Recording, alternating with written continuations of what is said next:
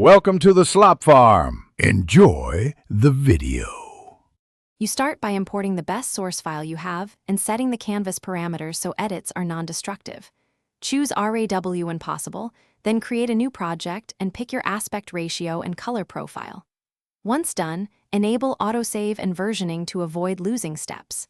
Make sure to back up the original into a separate folder. You'll revert if needed. Now prepare a basic visual plan. Identify subject, exposure fixes, and the style you want to achieve before adjusting sliders. You'll tackle the middle stage by fixing global tones, then moving into local control. First, correct exposure and white balance while watching the histogram so highlights and shadows don't clip. Next, create masks, paint or gradient to isolate the subject and background, then adjust contrast and saturation independently. Once that's tidy, work on texture and noise.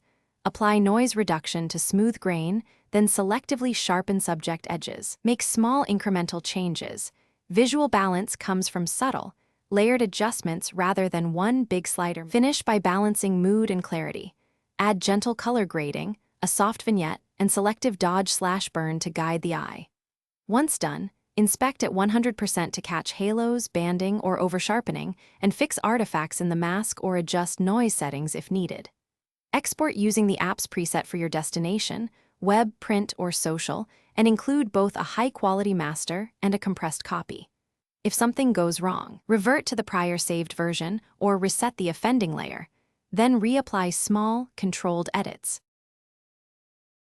Thanks for watching.